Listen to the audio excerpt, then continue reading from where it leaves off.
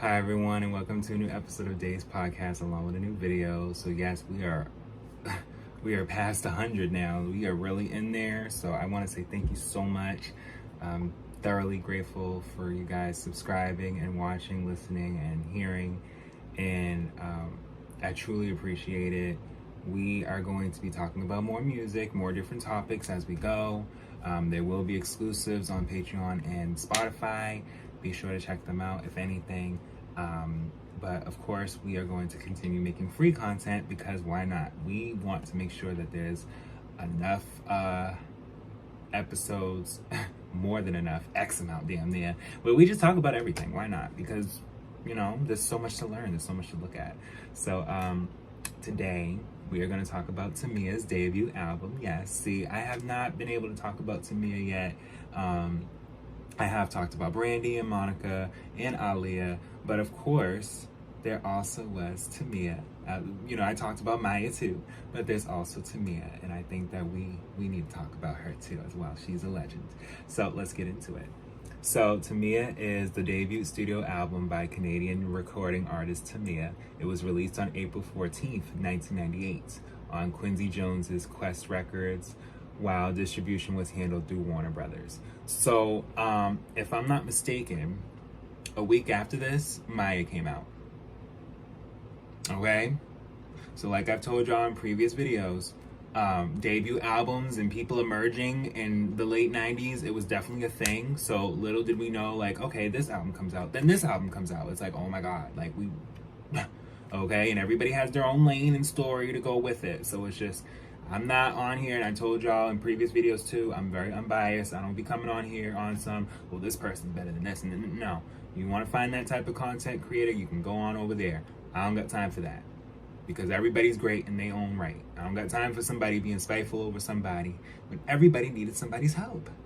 In any industry, we all need help. Shoot, I need help. I need help from y'all to make sure that we can be a thing and where we can be all prosperous and doing great things and talking about different topics at the same time. Why not? I want to help those that help me. Period. So anyway, recorded after the release of her Grammy Award nominated collaborations with Jones and the single Missing You. Okay, so she was already Grammy Award nominated. Her contribution to the soundtrack of the 1996 motion picture Set It Off. Tamia worked with a plethora of producers on her debut, including Jermaine Dupri, Tim and Bob, Mario Winans, J-Dub, Keith Crouch, and Christopher Tricky Stewart, many of which would become frequent producers on subsequent projects. Upon its release, Tamia received a mixed to positive reception by critics who complimented Tamia's vocal performance and the progression from her earlier recordings, but found the material uneven. It debuted and peaked at number 67 on the Billboard 200 chart and entered the top 20 of the top R&B hip-hop albums chart. 5 singles were released from the album. Imagination was chosen as the album's lead single. I remember Imagination, child. Reaching the top 20 in Canada and top 40 in both the United States and New Zealand. The album's second single, produced by Tim and Bob, called So Into You, was well received and charted even higher. A remake of Careless Whisper, which was released as the album's fourth single in Japan. A critical success, Tamia garnered the singer 2 Juno Award nominations for Best New Solo Artist and R&B Soul Recording of the Year at the 1999 awards ceremony. Yes. I didn't even know Loving You Still was a single. Okay? So, after dominating local talent competitions through her teenage years, in 1994, Windsor native Tamia performed at a multiple sclerosis benefit in Aspen, Colorado, when she met music manager Lionel Richie's ex-wife, Brenda Ritchie, who was co-sponsoring the event and introduced herself to Tamia after the show. A few months later, Tamia, who was being courted by Warner Brothers Records at the time, called Ritchie to say that she was coming to Los Angeles for a photo session, resulting in her lasting stay and a management deal with Ritchie. Weeks later, Ritchie arranged for her to perform at a star-studded party that she held for singer Luther Vandross. Her performance reportedly impressed all in the audience including veteran producer Quincy Jones, who later offered her the chance to appear on his album Q's Juke Joint. Okay, so that was in 1995. Overwhelmed by his offer, Tamia recorded vocals for You Put a Move on My Heart, which Jones later selected as the album's first single. A moderate commercial success, the collaboration earned acclaim from critics. It was later nominated for a Grammy Award, along with their second collaboration, Slow Jams and Missing You, a song she recorded with Brandy, Gladys Knight, and Shaka Khan for the soundtrack of the 1996 motion picture Set It Off. All three tracks reached the top 20 on Billboard's Hot R&B Singles chart and gained Tamia additional recognition with nominations from the Soul Trade Music Awards and the NAACP Image Awards. Following this, Jones signed to his label Quest Records, a joint venture with Warner Brothers, and enlisted the services of several producers to work on her debut self-titled album. Recording was reportedly intermitted when Tamia filmed the role of Sherry Silver in Speed 2 Cruise Control, playing the part of a featured vocalist at the dinner theater aboard the luxury cruise ship. So Speed 2 Cruise Control, okay, is a 1997 American action thriller film produced and directed by Jandy Bont and written by Randall McCormick. It's the sequel from the first movie, which came out in 1994. It's an action movie, okay? She said, I need to make a movie role too. They had mixed reviews, but it was more or less positive. They felt as though because she had such a broad way of coming in, there could have been a lot more that they probably felt that she could do, but no, she was giving us music, okay? They just was having so much to kind of take in, I feel like.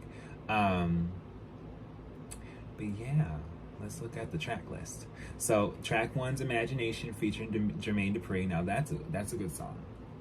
That's a great opening song. It made her stand out from everybody else. Like literally, like we already had Aaliyah, we had Brandy, we had Monica. Like everybody had their own way of letting us know, like, I'm here, and this was her way. And I just think that was a best way to start. Along with So Into You, track 2 being right after. Like I was like, okay, no, this is Tamia, okay? And it keeps going. Never Gonna Let You Go. Like that's underrated. I don't know why y'all ain't pushing that song. Like that's a great song. Falling For You, definitely another great song. That's track 4. Show Me Love. There's no skips to this. I barely skipped any tracks on this album. Like this is a great album. Rain on Me. Oh my God, it's raining right now as we fucking speak. So I mean, she went off. She went off. Is That You featuring Jermaine Dupri. Now that's I'm looking for one. Back into the night today. Listen, don't play with me. She went. Who Do You Tell? Now that's track 9. Is That You is track 7, but Who Do You Tell is track 8.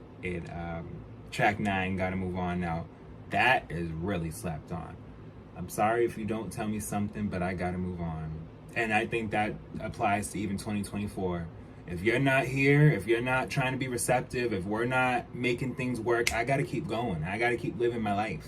You can't tell me in the midst of you living your life that you live in your life, because I'm already living my life as you're living your life. But you gotta reassure me as I'm reassuring you that as we're living our lives, we can live them together. You know what I'm saying? And that's what she's saying. Like, I don't wanna just be sitting around doing what I gotta do and you ain't here.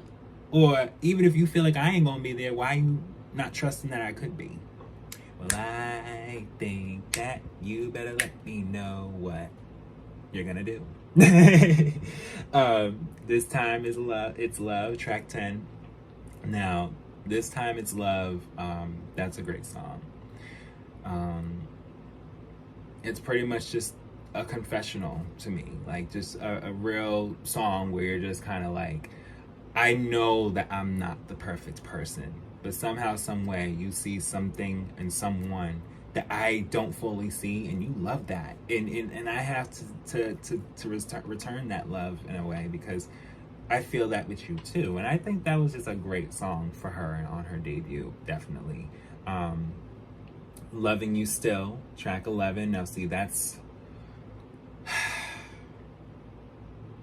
If you could see the way I live my life, if you could see the way I cry at night, if you could understand the reason why that I'm loving you still. And some people don't admit those type of emotions, and especially in such a broad way, where it's like, you know what?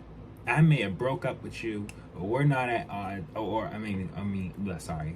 we're at odds, and we're just, you know, the weather is showing right now that this is just, whether it's rain or really hot or really cold or just something, it's just, I know things are off between us, but I still feel something, you know?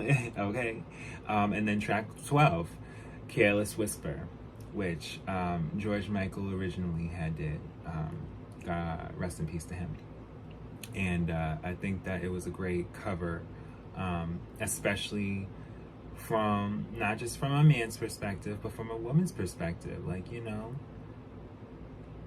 you want to be with the one you love.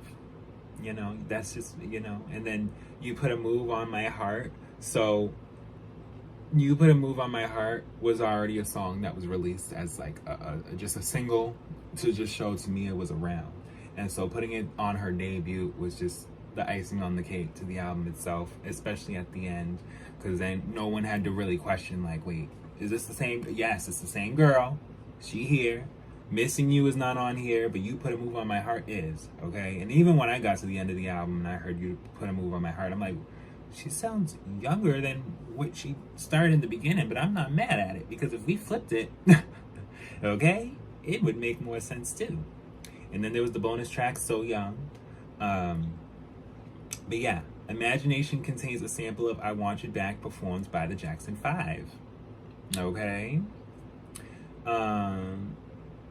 Yes, So Into You contains a sample of Say Yeah performed by the Commodores. So yeah, you know, she, you know, sampled a bit.